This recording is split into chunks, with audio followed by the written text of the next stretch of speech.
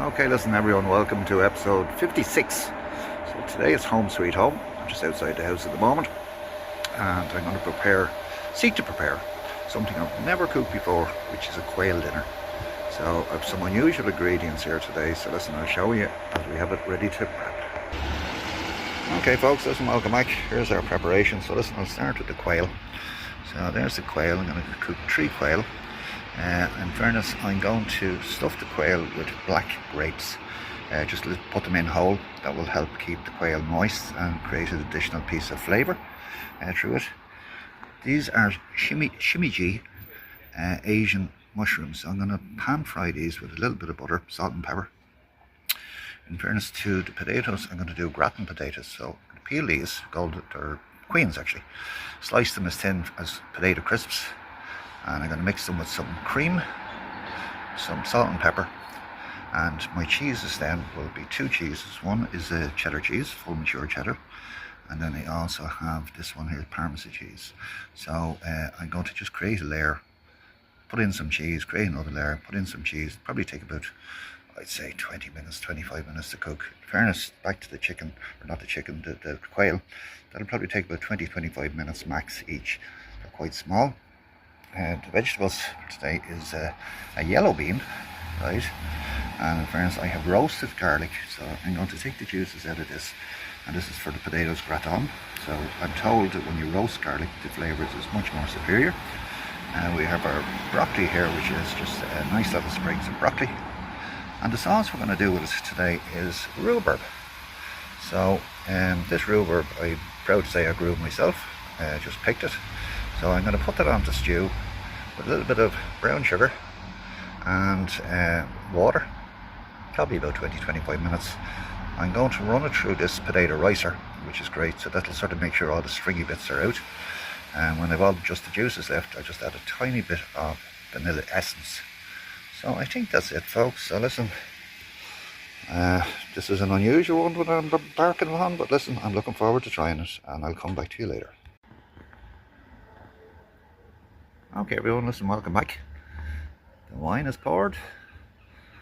Here is my rhubarb sauce, which turned out, looks really good. The gratin potatoes, nice cheese topping on them. And listen, here is the main plate. So here is my quail. And trying to think what was the name of those mushrooms. Shimiji, excuse my pronunciation. And my greens, a nice little bit of a love heart pepper, roasted. My yellow beans, and I'm looking forward to seeing what this is going to taste like. It certainly looks good. So listen, back to you in a while. Listen, welcome back everyone. Listen, I've just concluded that meal. So listen, I'm going to take you through the different marking steps within the modus operandi of these meals. So just bear with me for a second. I'm going to flick the camera because I'm actually going to break down this meal in a few different parts and I'll explain to you why. Okay, here we go. Alright, so listen, I got to the visual. So the visual on this, absolutely, must say, really looked amazing. Okay, absolutely couldn't knock it whatsoever. The overall taste, listen, the wine was gorgeous. That rhubarb sauce was spectacular. The gratin potatoes was absolutely gorgeous. The main meal itself, must say, that quail was somewhat disappointing. I don't know what I expected. It looked gorgeous. But I'd safely say, you know, a nice breast of corn-fed chicken would have been far superior. The vegetables was lovely, but I'm going to excuse my pronunciation on this one, but the highlight of this meal, to my shock and surprise, was the mushrooms. These shimiji Asian mushrooms. Never cooked them in my life, and I must say, I have never ever tasted nicer mushrooms.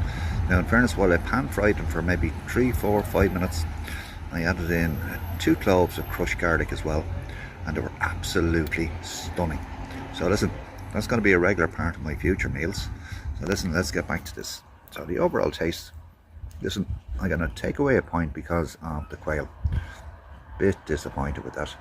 Value for money, listen, I'd say if you ordered this in an ordinary restaurant, it would probably be about €34. You know, value for money, this would have cost about €4. So listen, I won't knock the value for €4 per unit. Service, listen, kitchen to table within 2 minutes flat. Okay, so that's a 5. Would I cook again? In fairness, with the exception of the quail, yes I would. So I'm going to knock a point off that because of the quail. So listen, a little bit disappointed in that one. So the overall score on this one is 23 points, which is a really good score. You know, so listen, that's it. I'll conclude it. Back to you in a while. Okay folks, listen, this is a very quick add-on to my quail experience. So in the same establishment I bought this single portion belly of pork with crackling. I added queen potatoes, broccoli, and I made fresh applesauce. So listen, it looks really good. So I'll let you know how it goes. Back to you in a while. Oh listen, welcome back everyone. Listen, I've just concluded a pork belly. And listen, hands up, I will never ever create a pork belly like what my mother used to cook. Cook it for, geez, a day and a half maybe. But I have to say, on this one, and the pork belly was bought in this unusual establishment on the way into the Marine Hotel. It was absolutely succulent. I cooked it on 160 for 3 hours. I kicked it up to 220 for 20 minutes. I gave the crackling a glaze of honey and kicked it off the spuds. The applesauce I made totally fresh, obviously from a cooker apple, and the vegetables, it was absolutely gorgeous. So listen, it's just an add-on to the quail, and yeah, don't rule it out. I'd say this portion of pork belly cost me €5.50. So listen, it was absolutely a cracker. Listen, talk to you whenever. Bye.